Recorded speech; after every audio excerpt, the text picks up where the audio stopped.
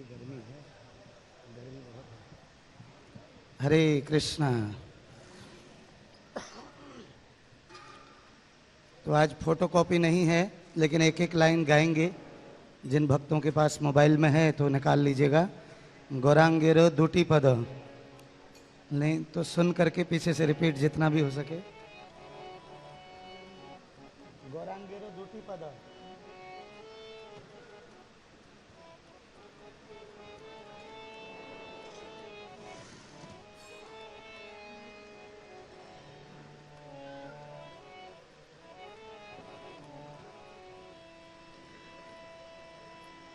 गौरांगेरो दुटी पदो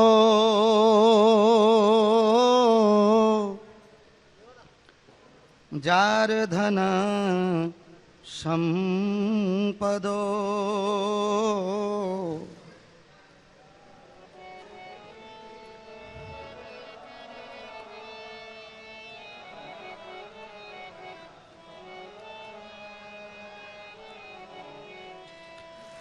गौरांगेरो दुटी पदो जार धन संपदो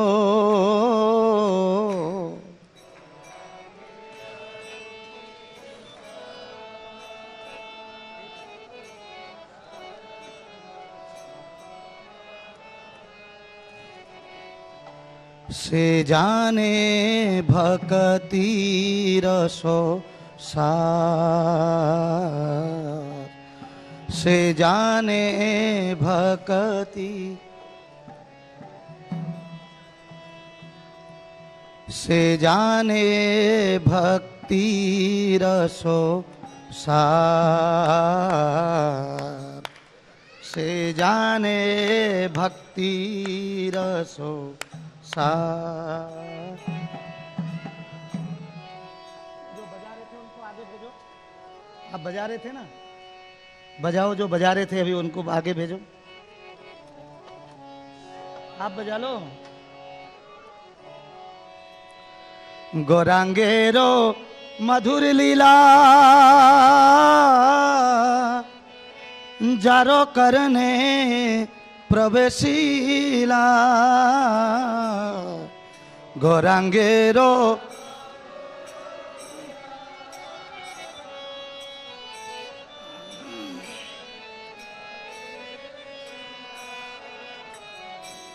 गौरांगेरो मधुर लीला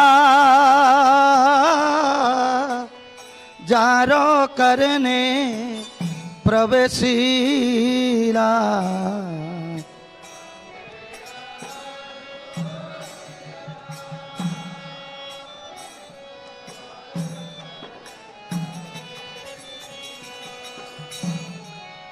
हृदय निर्मलो भेलो तार,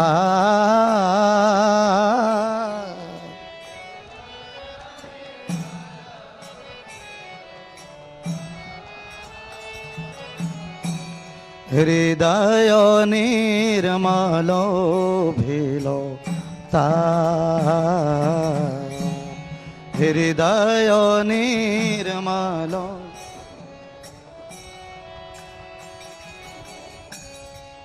जे गौरांगेर नाम लय तारो हय प्रेम उदय।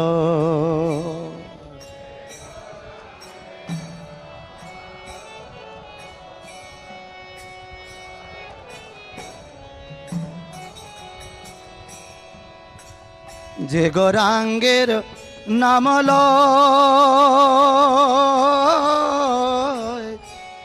तारो हय प्रेम उदय। जे गौरांगेर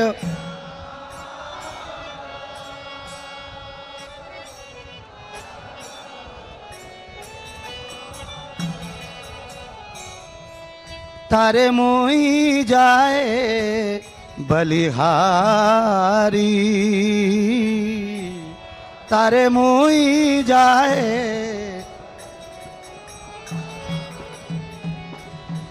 थारे मुई जाए बलिहारी। हारी हारे मोई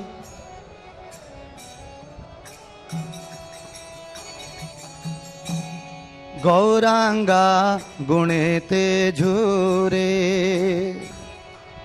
नित्य लीला तारे स्फुरे गौरांगा गुणेते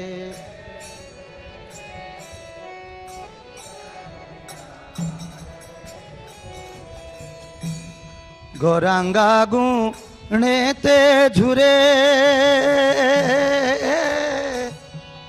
नित्य लीला तारे स्फुरे गौरांगा गुणेते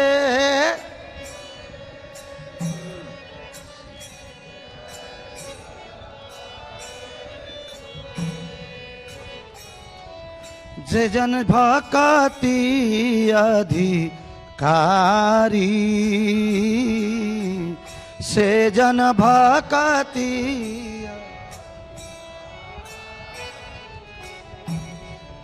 से जन भक्ति अधिकारी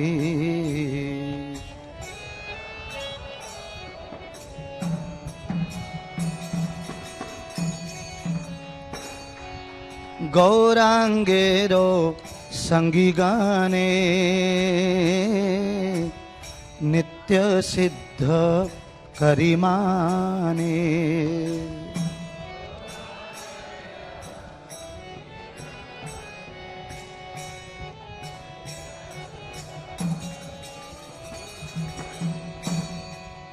जे जाए ब्रजेंद्र सुत पास से जाए ब्रजेंद्र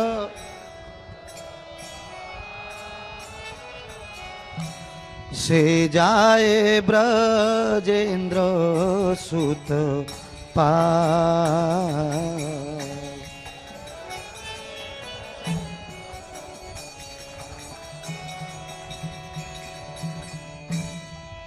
गौड़मंडल भूमि जेबा जाने चिंतामणि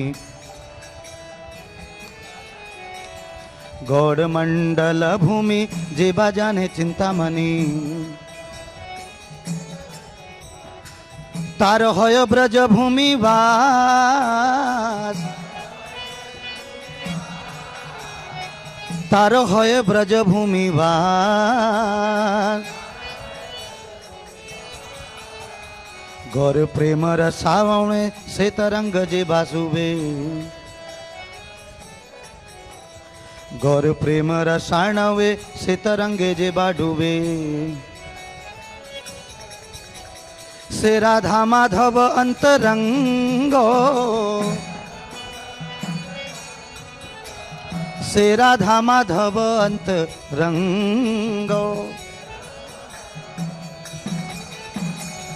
गृहते बनेते थाके हागो रांगो बोले डाके गृहते बने वो थाको हागो रांगो बोले डाके नरोत्तम मागे तारो संगो नरोत्तम मागे तारो संगो जय नरोत्तम ठाकुर नरोत्तम ठाकुर नरोत्तम ठाकुर जय नरोत्तम ठाकुर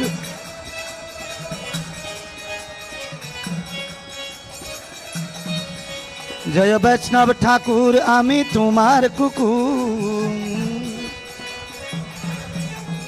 वैष्णव ठाकुर आमी तुम्हार कुकुर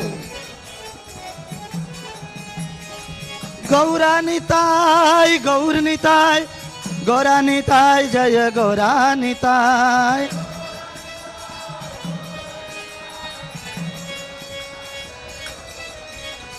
प्रभु पदाशिल प्रभु पदो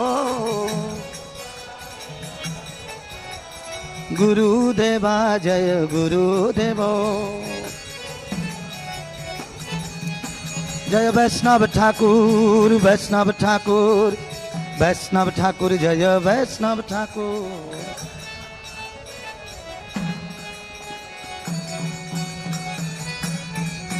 जय तुलसी महारानी, जय तुलसी महारानी, तुलसी महारानी, जय तुलसी महारानी।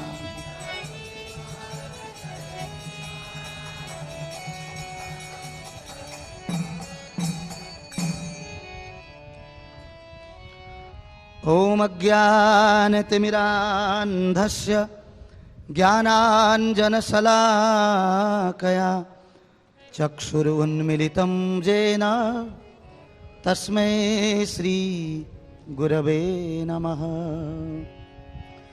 वन्दे गुरुनिश भक्तायसम् ईश अवतारकान् तत्सक्ष प्रकाशाश्च तत्शक्तिः श्रीकृष्ण चैतन्य संज्ञकम्।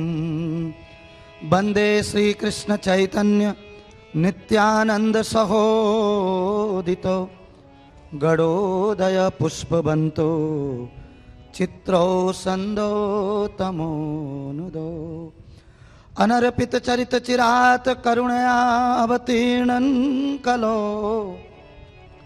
समर्पयितो उन्नत उज्ज्वल रसां स्वभक्ति श्रियम्। हरिपुरट सुंदरम धुति कदम्ब संदीपितः सदा हृदय कंदरे स्फुरतु वा सचिनंदना। श्री राधाया प्रणय महिमा कीदृशोवान एवा स्वाध्यो येनाद्भुत मधुरिमा कीदृशोवा मदीयः। सौख्यं चास्यामद अनुभवत कीदृशां वेत्ति लोभात् तद्भावाढ्य समजनी सचि गर्भ सिंधो हरिंदुः। नित्यानंद नमस्तुभ्यं प्रेमानंद प्रदायिने कलिकल्मषनाशाय श्री जहन्नवापतये नमः। नमो महावदन्याय कृष्ण प्रेम प्रदायते कृष्णाय कृष्ण चैतन्य नामिने गौरत्विषे नमो नमः। गुरवे गौरचंद्राय राधिकाय तदालये कृष्णाय कृष्ण भक्ताय तद्भक्ताय नमो नमः। वाञ्छाकल्पतरुभ्यश्च कृपा सिन्धुभ्येव च पतितानां पावनेभ्यो वैष्णवेभ्यो नमो नमः। श्री कृष्ण चैतन्य प्रभो नित्यानंद श्री अद्वैत गदाधर श्रीवासादि गौर भक्त वृंद। हरे कृष्ण कृष्ण कृष्ण हरे हरे हरे राम राम राम हरे हरे।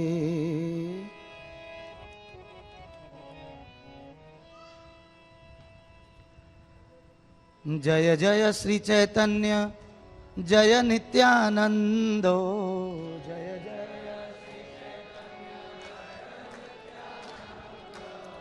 श्री अद्वैत चंद्र जय गौर भक्त वृंद। श्री अद्वैत चंद्र जय श्री अद्वैत चंद्र जय गौर भक्त वृंद।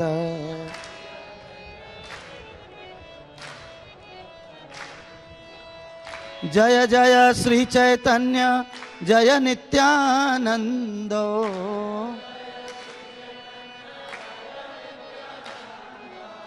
श्री अद्वैत चंद्र जय गौर भक्त वृंद।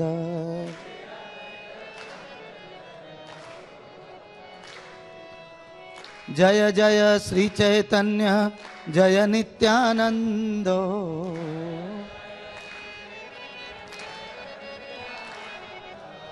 श्री अद्वैत चंद्र जय गौर भक्त वृंद।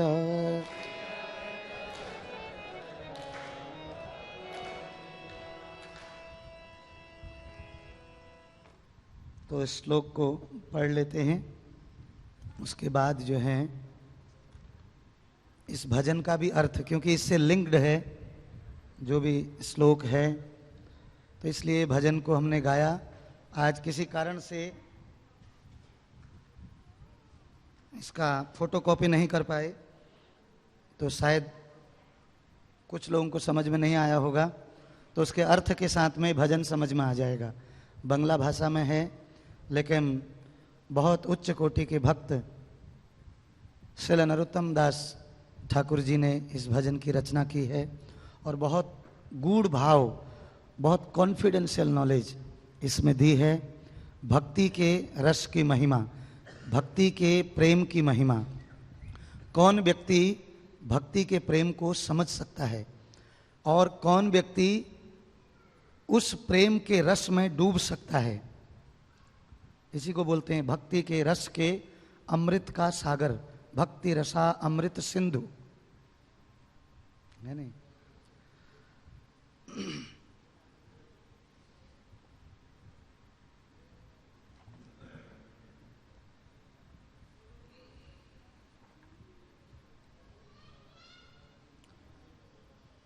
ग्रंथराज श्री श्रीमद् चैतन्य चरितामृत आदि लीला भाग 2 अध्याय 17, और अध्याय का नाम है चैतन्य महाप्रभु की युवा अवस्था की लीलाएं।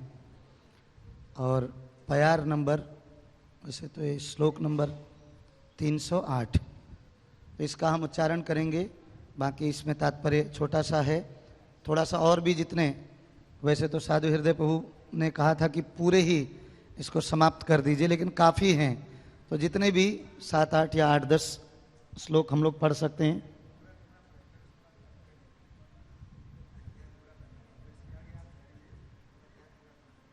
पूरा करना पड़ेगा? अच्छा, आप नहीं कर सकते हैं? 8, 10 श्लोक नहीं पढ़ सकते हैं? चलो जितने हो जाए देखते हैं। तो दोहराएंगे। अचिंत्याः खलु जे भावा न तास्तर्केण योजयेत् प्रकृतिभ्य परं यत् तद्चिन्तस्य लक्षणम् तद अचिंतस्य लक्षणम्। अचिंत्या खलु जे भावा न तास्तर्केण योजयेत् प्रकृतिभ्यः परं यच्च तद अविचिन्तस्य लक्षणम्। अचिंत्या खलु जे भावा न तास्तर्केण योजयेत् प्रकृतिभ्यः परं यत् तद अचिंतस्य लक्षणम्।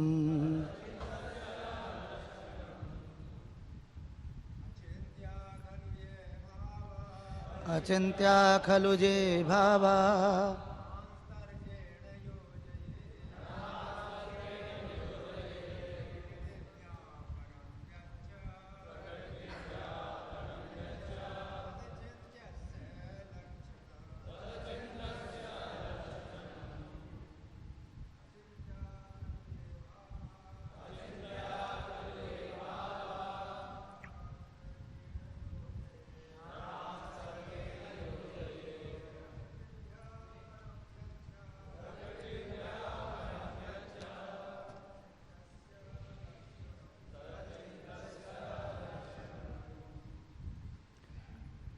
वैष्णवीज।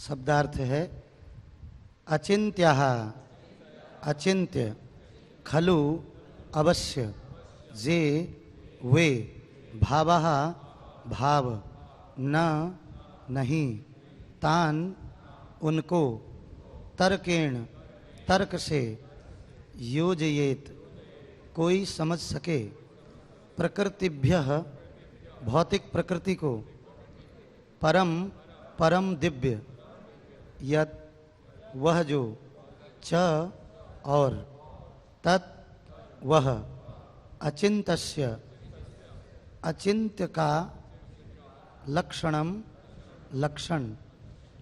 अनुवाद और तात्पर्य परम महाभागवत जगत गुरु श्रील प्रभुपाद जी के द्वारा।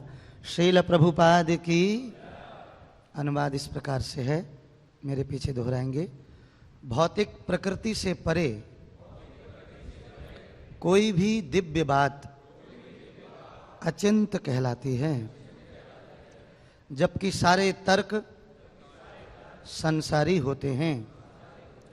चूंकि संसारी तर्क दिव्य विषयों को स्पर्श भी नहीं कर पाते, अतएव मनुष्य को संसारी तर्कों से दिव्य विषयों को समझने का प्रयास नहीं करना चाहिए।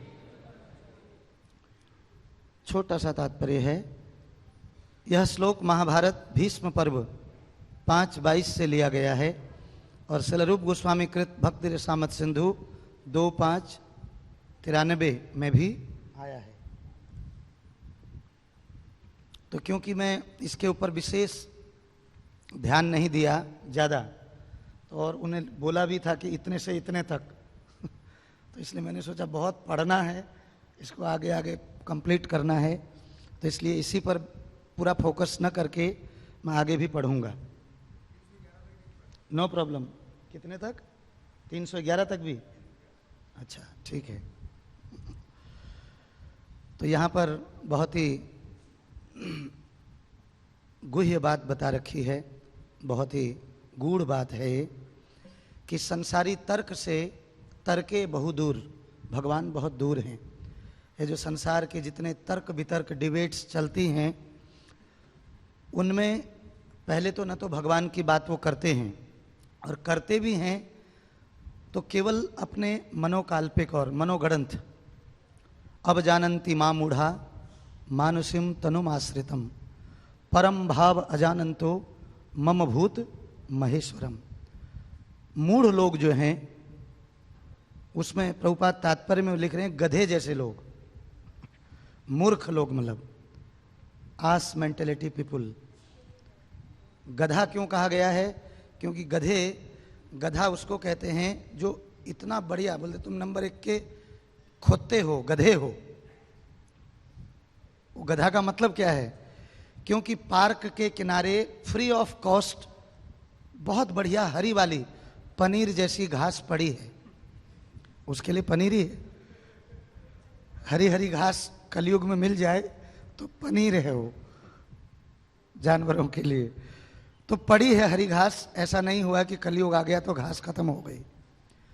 पार्कों में घास है, सब जगह घास है, लेकिन वो जो है बोझा ढोता है और आगे उसके घास लगाई जाती है। वो सोचता है अभी मिलेगी तब मिलेगी, बोलता शायद बोझा ढोने से ही ये मिलती है। उसकी समझ क्या है कि बोझा ढोने से ही ये घास मिलती है। तो कलयुग के पढ़े लिखे बड़े बड़े हाईली एजुकेटेड लोग छोटे से पेट के लिए, जबकि हाथी कितने मन का खाता है? 100-100 किलो, 200-200 किलो एक दिन का खा जाता है। वो किसी भी बड़े कॉलेज में नहीं गया, ना ही वो सवेरे सवेरे किसी ऑफिस जा रहा है, ना ही उसको नौकरी की चिंता है। अजगर करे ना चाकरी, पंछी करे ना काम। ये कोई हाईली एजुकेटेड हैं, इनकी भी व्यवस्था की जा रही है। किसी भी पंचवर्षीय योजनाओं में इनकी व्यवस्था नहीं है भारत सरकार द्वारा। कहाँ से इस हाथी की व्यवस्था हो रही होगी, कभी सोचा? परसों हम गौतम नगर में क्लास ले रहे थे, ऐसे सवेरे सवेरे पार्क में होती है वहाँ पर, तो सारे पुरुष लोग भी पुरुषों को पकड़ना है तो और क्लासों में नहीं आ पाते हैं वो लोग, शाम की किसी भी दिन, शायद संडे आ जाए तो आ जाए, नहीं तो सवेरे सवेरे पार्क में पकड़ो। तो पार्क में क्लास शुरू की है हम लोगों ने, तो वहाँ इतने लोग आ जाते हैं भरे। गौतम नगर के उसमें बहुत लोग आते हैं, उसमें सब लोग जा चुके हैं। आप भी जाइएगा, मैं एक दिन वो लोग आप लोगों को ही बुलाएंगे। प्रभु जी भी जा चुके हैं, श्रीधाम प्रभु जी भी जा चुके हैं, वहाँ सब लोग जा चुके हैं। तो किस चीज के लिए बता रहा था, वहाँ वृक्ष के लिए। वहां पर जितने भी पेड़ थे, पार्क को तो उन्होंने पानी डाला था, लेकिन इतने बड़े पेड़ों को पानी कौन डालेगा? छोटे छोटे वृक्षों को तो पानी देते हैं, नहीं तो वो खत्म हो। लेकिन जो ही बड़े होते हैं, पेड़ के लिए, इतने बड़े पेड़ के लिए पानी की व्यवस्था किसने की? ये भी तो भगवान ने ही की है ना। अंदर ही अंदर, जमीन के अंदर से उसको पानी प्रोवाइडेड, उसको मिल रहा है।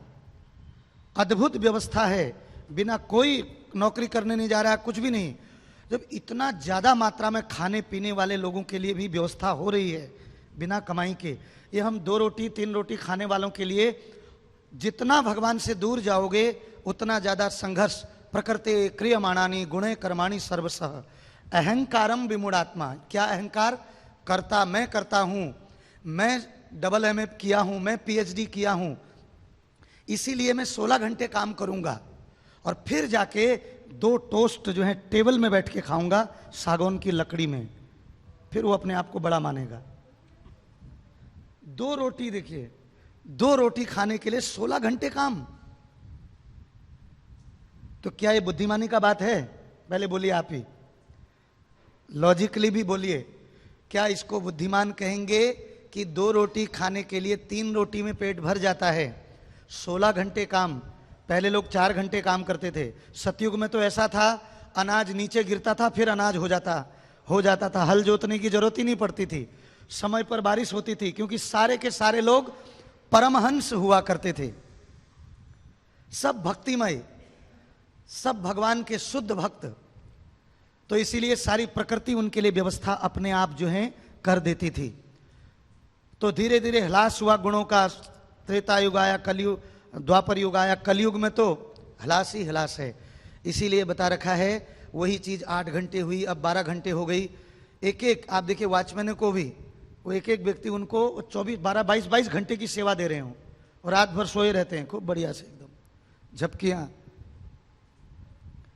तो कलयुग में 18 घंटे 20 घंटे काम करने के बाद भी 2 वक्त की रोटी उनको ठीक से नसीब नहीं होगी, उसमें भी भागम भाग। 2.5 घंटे गुड़गांव जाने में, 2.5 घंटे गुड़गांव से आने में, या नोएडा सेक्टर इतने में जाने में, वहां से आने में। तो ये एडवांसमेंट थोड़ी है, ये गधा जैसा ही है, बोझा ढोना। केवल 2 वक्त की रोटी के लिए इतने घंटे काम। और वहीं पर आप सवेरे मंगल आरती में उठ करके आनंद लेकर के बोले, देखो राम नाम पर करही भरोसा, सुंदर भोजन नीचे मिले ही परोसा। मिलता है कि नहीं मिलता है बताइए? पता ही नहीं चलता है कि न लगे हींग, न लगे फिटकरी, न चले हल, न चले कुदारी, बैठे बैठे भोजन दे मुरारी। और क्या, न चले हल न कुदारी, कुछ भी कर रहे हैं आप, बैठे बैठे बढ़िया सा प्रसाद, इतना स्वादिष्ट प्रसादम। दाल भी पियोगे तो उसमें कितना आनंद आता है, दाल प्रसादम है नहीं? तो इतना आनंदित, और कुछ नहीं करना है। देखिए, तो ये है बुद्धिमान, lazy intelligence person, Prabhupada ji बोलते थे। तो आप केवल नाम जपते हैं और सब कुछ जो है आपके लिए इस कलयुग में भी प्रोवाइड हो रहा है। ये कितनी बड़ी बात है। तो ये बात मैं इसलिए यहां पर बताया कि जो गधा यानी कि मूर्ख जैसे लोग हैं, मूर्ख लोग, वो केवल जो हैं वो तर्क से भगवान को समझना चाहते हैं, लेकिन वो भगवान को समझ नहीं पाएंगे अपनी डिबेट से। मैंने देखा बाहर एक हास्य अभिनेता है, सब लोग जानते हैं आजकल जो फेमस हैं। पहले राजू श्रीवास्तव था, अभी कौन है? सब बोल रहे हैं कपिल शर्मा, ठीक है। सबको हंसाते हैं, लेकिन अपने को हंसने के लिए पूरे साल भर उन्होंने पिया। समझ रहे हैं? 1 साल जो है वो दुखी थे, अब जाके फिर से उनका शो आया, तब जा दूसरों को हंसाओगे, लेकिन अपने को हंसने के लिए कैसे? तो ये टेम्परेरी हंसी, संसार की सारी चीजें टेम्परेरी, थोड़ी देर की हंसी आती है। जब तक आत्मज्ञान से, हृदय से जब तक आत्मज्ञान नहीं होगा तब तक वास्तविक हंसी आएगी नहीं, वास्तविक प्रसन्नता आ ही नहीं सकती है। तो संसार में जो है अंधा यथा अंधरूप नियमाना, एक अंधा जो है दूसरे अंधे को ही फॉलो करता है, उसको पसंद ही वही आएगा। रजोगुणी व्यक्ति को रजोगुणी, राजसिक व्यक्ति पसंद आएगा, पैशनेट व्यक्ति, वो उसका उदाहरण लेता है। वो इतना इतना शेर की तरह भागते हैं, इसीलिए मैं उनको फॉलो करता हूं, मैं भी भागता हूं केवल 2 रोटी के लिए, है कि नहीं? ये ऐसे ऐसे तमोगुणी व्यक्ति हैं तो मैं उनको फॉलो करता हूं। ऐसे कितने लोग तमोगुणियों को फॉलो करते हैं,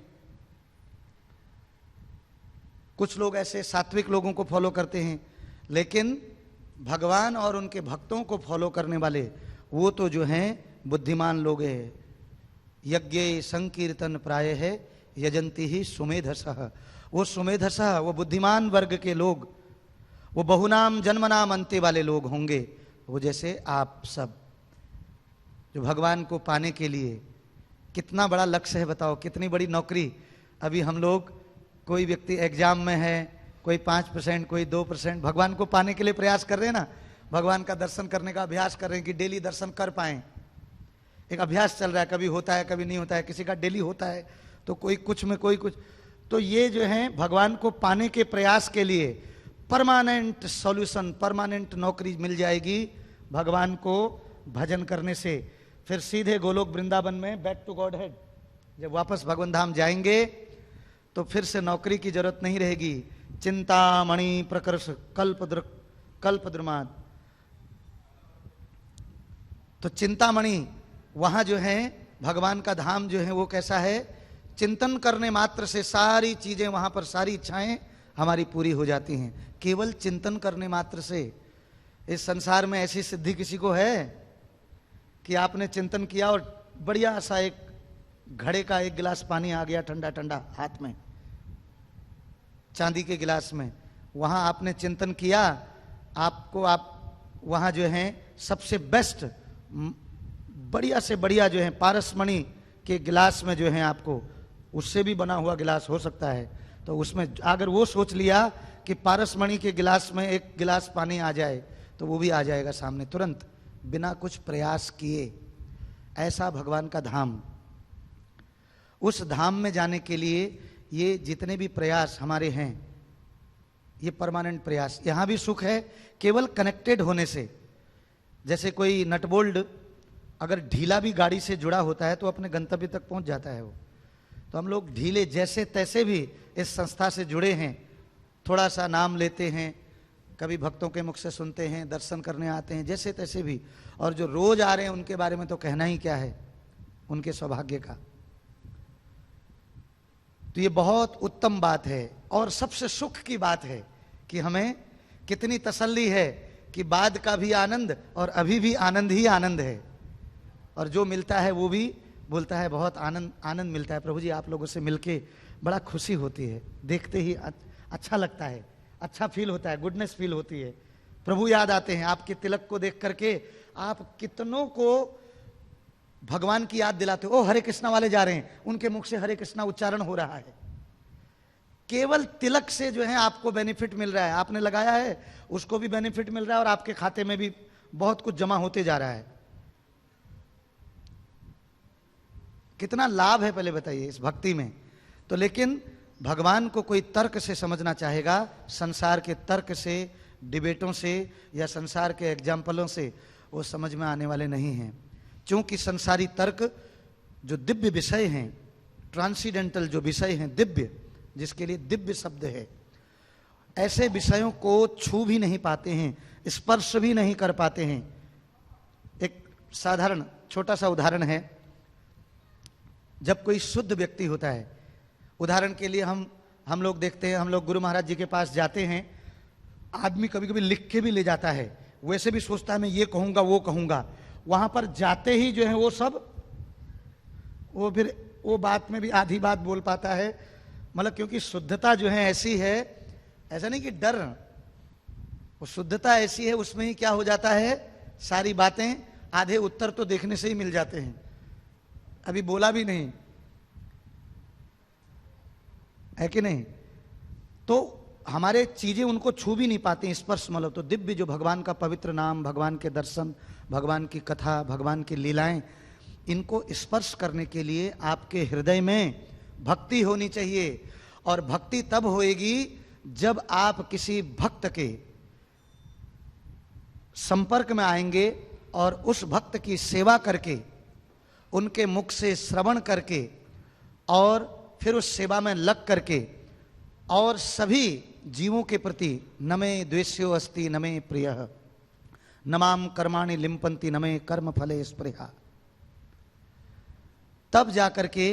अभी तो मनों में बड़े सारे भेद हैं। भेद का कारण है अज्ञानता, भेद का कारण है अशुद्धता, हृदय में मैल। तो इसीलिए बहुत सारी भेद। जब आपको एक व्यक्ति ने कल मेरे से प्रश्न पूछा, मैं आपको भौतिक उदाहरण से समझाता हूं। मेरे से प्रश्न पूछा, बोले कि प्रभु जी क्या फायदा हुआ वो प्रधानमंत्री जी को जिता करके, उन्होंने तो 5 करोड़ माइनॉरिटी जो मुसलमान भाई लोग हैं उनके लिए जो हैं क्या कर दिया, शिक्षा के लिए पैसा निकाल दिया, हमारा ही तो पैसा था वो।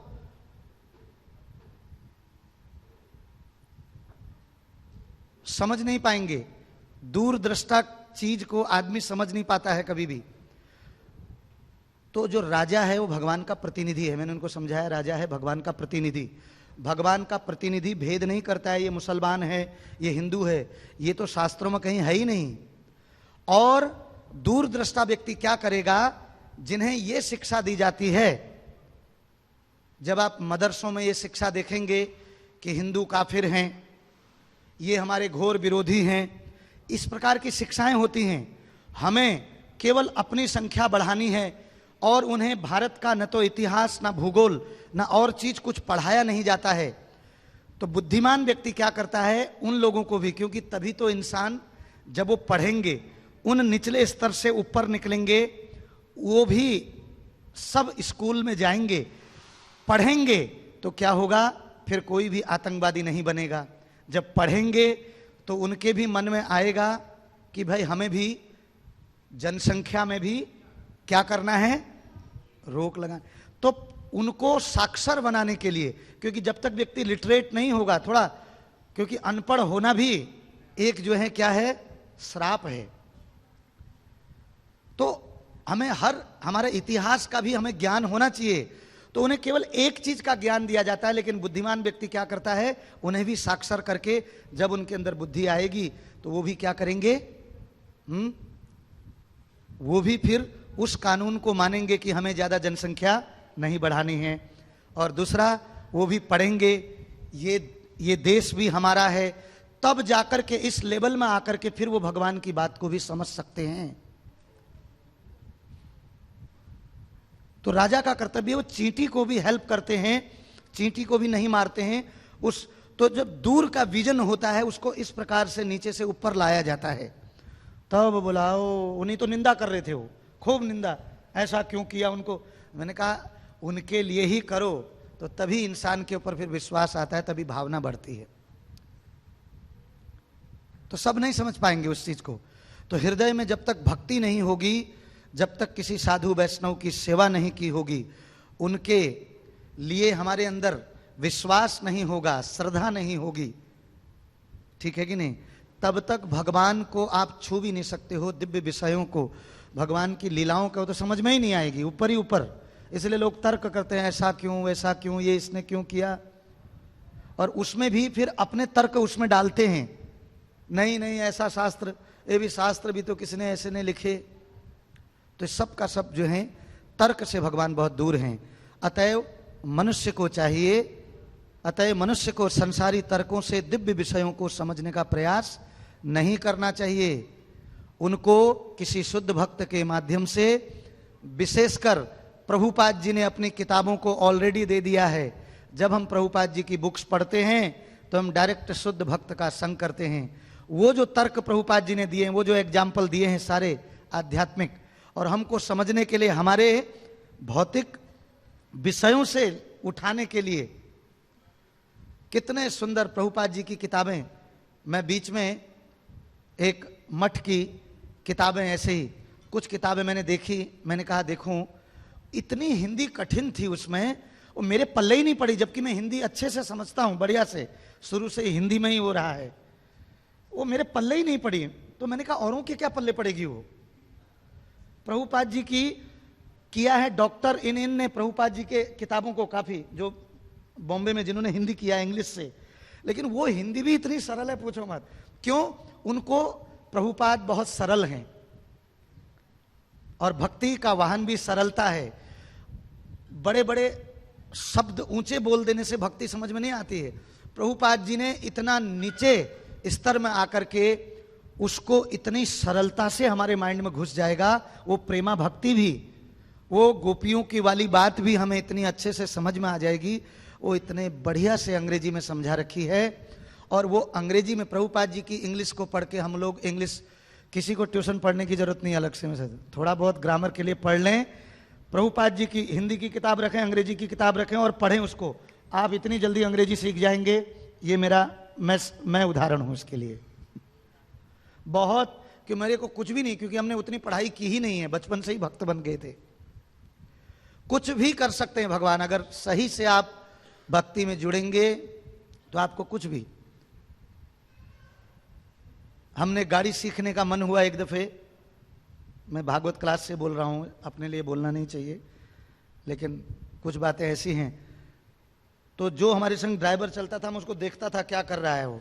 एक दिन मन में आया, वो गया पंजाबी बाग में, हमने चाबी निकाली, मारुति वैन जो है मैंने चला ली, और वो दिन था, आज का दिन था, हम वहाँ बद्रीनाथ तक भी गाड़ी ले जाते हैं चला करके बिना। और मेरे को हारमोनियम का एक शब्द भी नहीं आता था, और न स्कूल में गया, ना ही सुरों का ऐसा कोई बहुत ज्ञान है, कोई सुर कहाँ, और जो भी नकल से इधर उधर से सुन के कर लिया। सही बात बतानी चाहिए, है कि नहीं।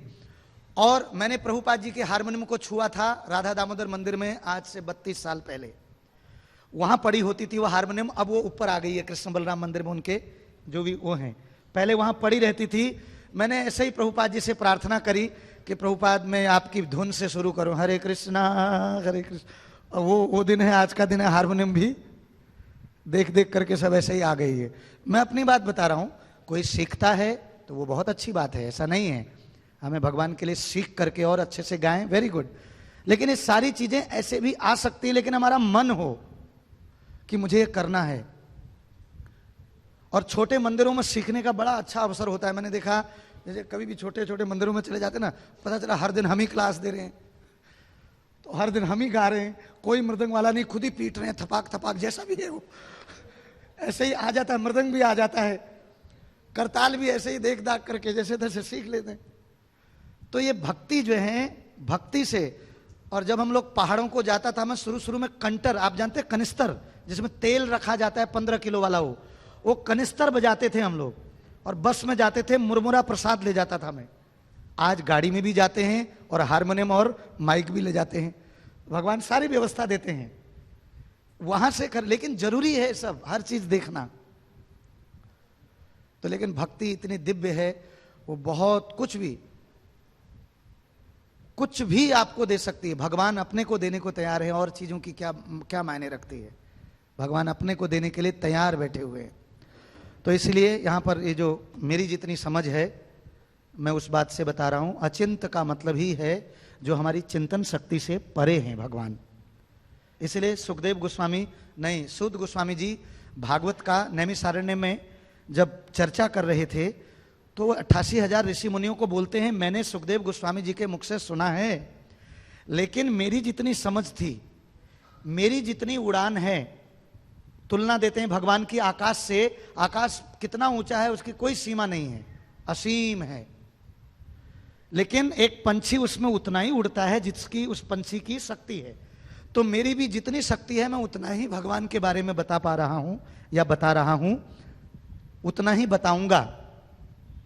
सूत गोस्वामी जी बोलते हैं उतना ही। ये मत समझ लेना कि भगवान इतने ही हैं, भगवान इससे कहीं कहीं कहीं परे हैं। तो बड़े बड़े शेष, महेश, दिनेश, सुरेश, सब के सब कब से भगवान का गुणगान कर रहे हैं, और जब तक गुणगान करते हैं, शेष जी तो तपस्या कर रहे हैं भगवान का। बोले कब तक तपस्या करूं, भगवान से पूछे, भगवान उनके सामने आए, स्वयं भगवान के विस्तार भी तपस्या कर रहे हैं। बोले कब तक तपस्या करूं, बोलते हैं भगवान ने बोला जब तक मेरे गुण खत्म नहीं होते हैं। ठीक है कि नहीं? अब बताओ, जब तक गुण खत्म नहीं होते हैं तब तक तपस्या करो, है? हाँ, दो बात थी ना, कि एक तो मैं पृथ्वी को कब तक सिर पर धारण करूं, हाँ, मेरा आधार कौन हो। लेकिन एक ये भी बात थी कि मतलब मैं कब तक आपका गुणगान करूं, हाँ, मतलब कब तक पृथ्वी को धारण करूं। तो तब वो बोले, भगवान ने कहा जब तक मेरे गुण समाप्त नहीं हो जाते तब तक तुम धारण किए रहो। अब कब, जब तक वो गुणों को बोलते रहेंगे अपने अनंत मुखों से, अनंत शेष, अनंत समय से अनंत का गुणगान कर रहे, लेकिन अभी तक भी अंत बोलो नहीं हुआ।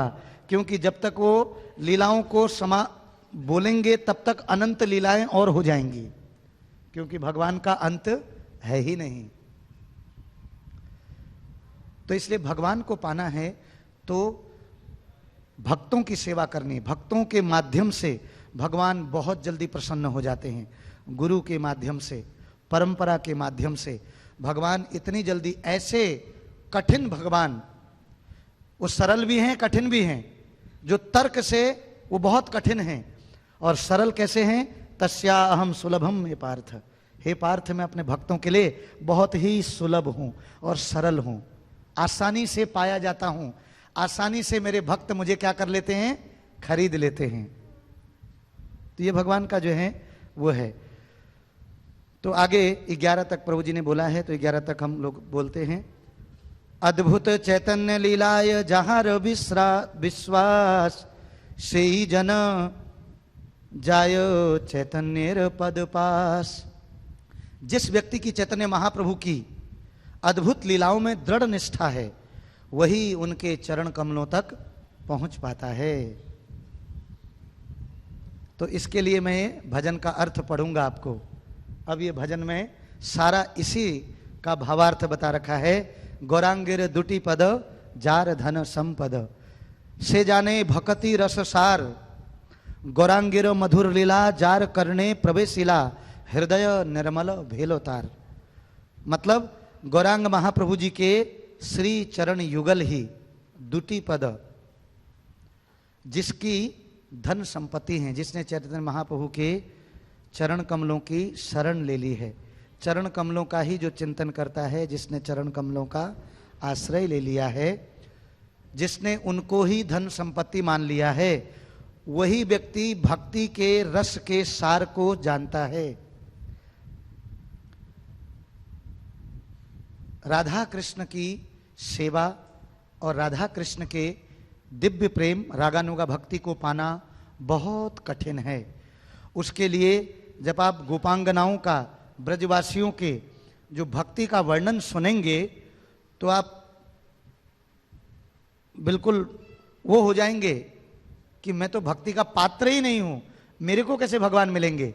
लेकिन भगवान नमो महावदन्याय, परम दयालु, औदार्य रूप में इतने उन बद्ध जीवों के प्रति भी इतने दयालु हैं कि वो गौरांग महाप्रभु के रूप में आए अपने दिव्य प्रेम को देने के लिए उन सभी को जो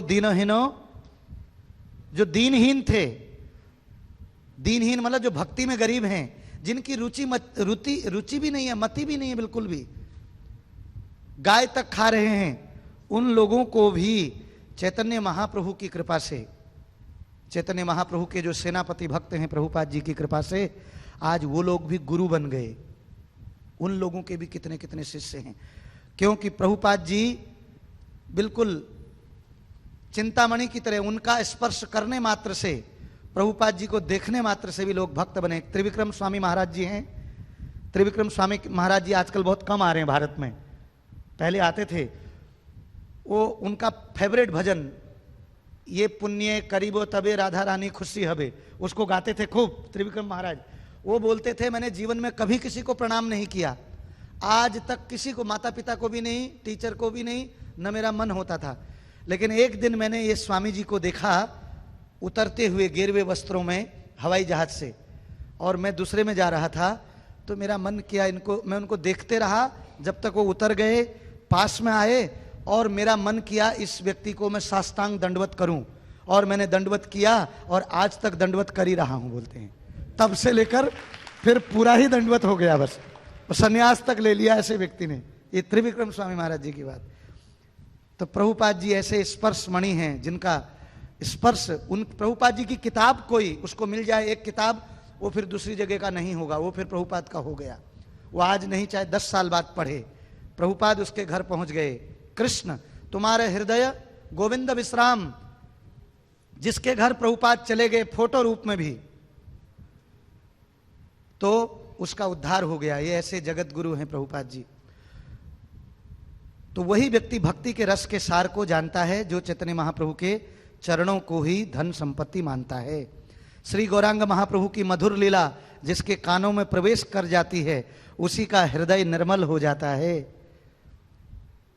आप अपने डोनरों को, एक प्रभु जी हैं, मैं उनका नाम भूल रहा हूं, सची निताई प्रभु जी जो अभी आए थे ना गुरु पूजा में, वो पहाड़ के हैं, गोरे गोरे आपके जैसे एकदम बिल्कुल सुंदर निताई प्रभु जी, वो बीच में हमें टर्की लेके गए थे, उनका एक मेंबर का वो था। तो वो बोल रहे थे प्रभु जी मैं इनको कहाँ ले जाऊं जो ये मंदिर के लिए अच्छी से जुड़ जाए। मैंने कहा मायापुर ले जाओ इनको, बोलो ये दे दीजिए, क्योंकि मायापुर का इतना भव्य, इतना विशाल मंदिर, पूरा गोलोक धाम का रेप्लिका है वो, पूरा गदा बिल्डिंग, ये बिल्डिंग पूरा है कि नहीं, इतना 500 एकड़ में फैला, बहुत विशाल भव्य। वहां जाते ही, दर्शन करते ही पूरा चेंज, और गौरांग महाप्रभु की भूमि पर प्रवेश करते ही आपके हृदय भक्ति का संचार शुरू हो जाता है, उस भूमि में प्रवेश करते ही। तो बहुत अद्भुत जो हैं, और जो भक्त लोग गौरांग महाप्रभु के धाम जा पाते हैं वो तो सबसे ज़्यादा सौभाग्यशाली हैं, सबसे ज़्यादा सौभाग्यशाली, क्योंकि जाना ही चाहिए साल भर में, यही तो हमारा अभीष्ट है कि नहीं। वहाँ जाके परिक्रमा लगा के आए, वहाँ का संग प्राप्त करके आए, पूरा एक अलग ही, वहाँ जाके माला अपने आप बढ़ जाती, 64 माला कब हुई पता ही नहीं चलता है पूरे परिक्रमा में। माला करने का अभ्यास अच्छा हो जाता है, नहीं तो 16 लटकी रहती हैं, वहाँ जाके 32 से ऊपर होती हैं तो 16 बड़ी आसानी से हो जाती हैं। फिर यहाँ आके लगता है तो बहुत आसानी से हो गया, नहीं तो 16 माला जूझते रहता है इंसान का। तो जरूर जाना चाहिए, वहाँ का असर ही कुछ अलग है। तो इस प्रकार से गौरांग महाप्रभु की मधुर लीला जिसके कानों में प्रवेश की है उसका हृदय निर्मल हो गया। जो श्री गौरांग महाप्रभु जी का नाम लेता है उसके हृदय में प्रेम उदय हो उठता है केवल नाम लेने से। बोलेंगे गौरांगो गौरांगो गौरांगो नित्यानंदो। मैं उसके बलिहारी जाता हूं, तारे मुई जाए बलिहारी।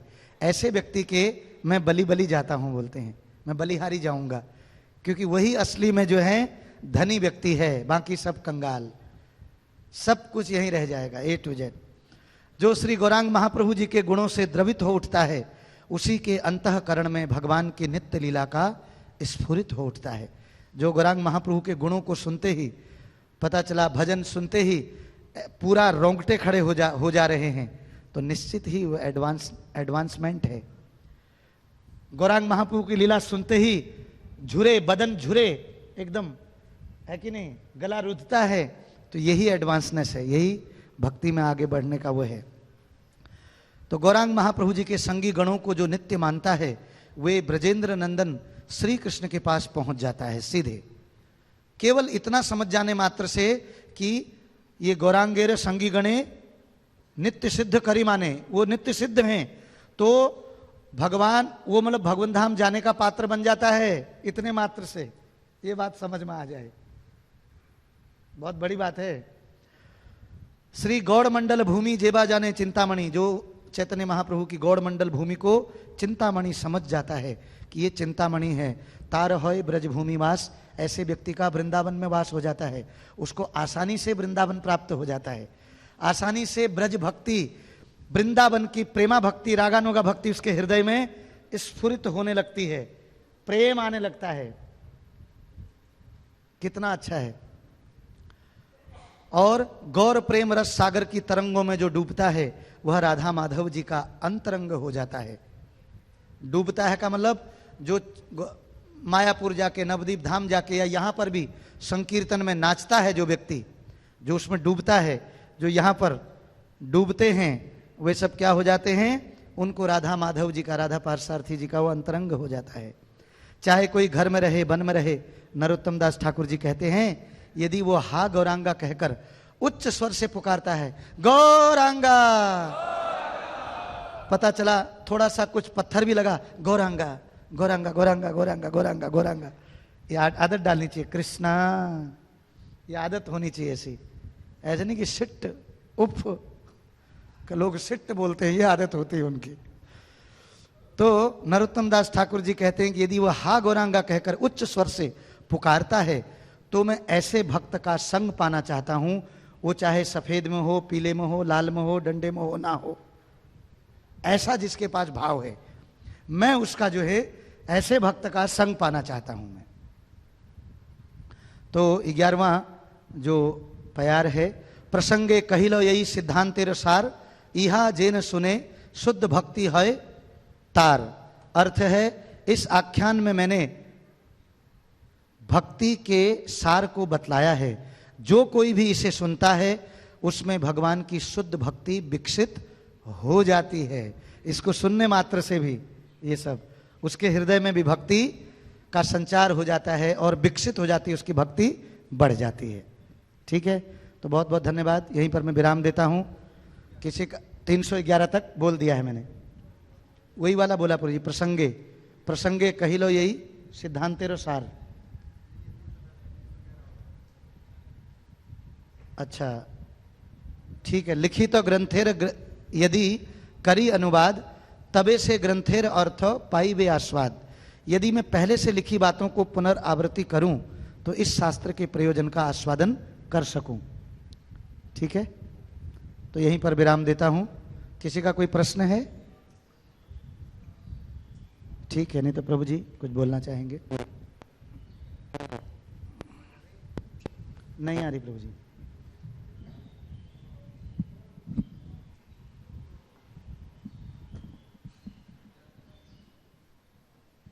हरे कृष्णा, बहुत बहुत धन्यवाद। तो आज के इस प्यार में ये कृष्णदास कविराज बता रहे हैं कि भगवान का जो चरित्र है वो बहुत अचिंत्य है, आप चिंतन नहीं कर सकते हैं।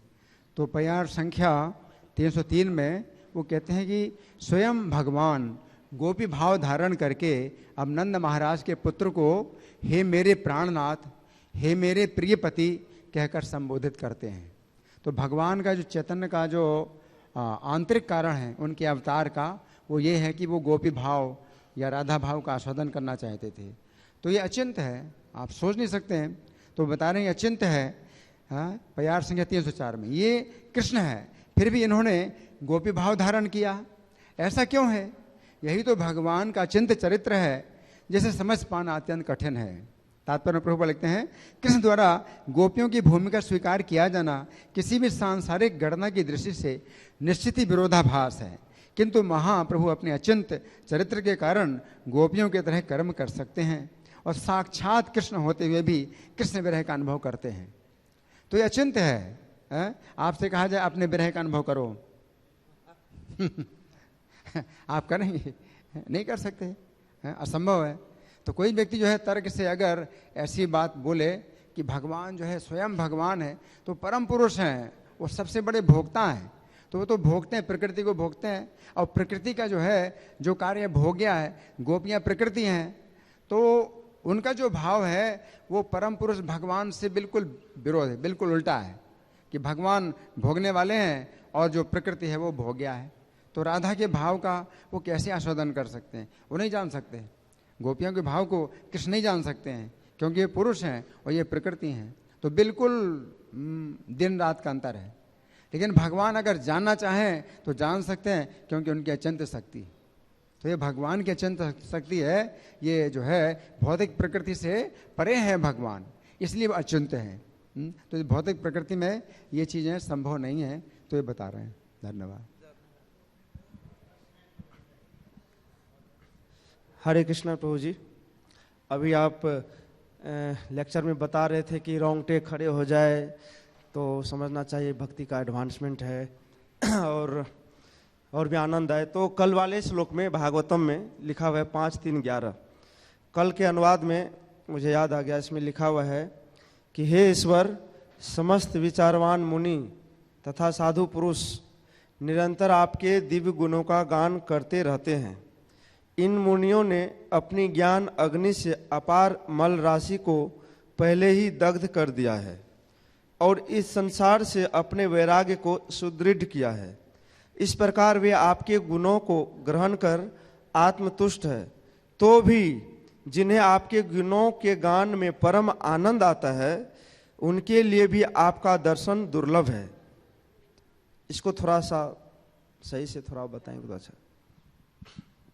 यहाँ जो भगवान प्रकट हुए हैं महाराज नाभि के यज्ञ स्थल में, तो जो ऋत्विज लोग हैं तो उन्होंने आशा ही नहीं की थी, कल्पना ही नहीं की थी कि भगवान साक्षात आ जाएंगे।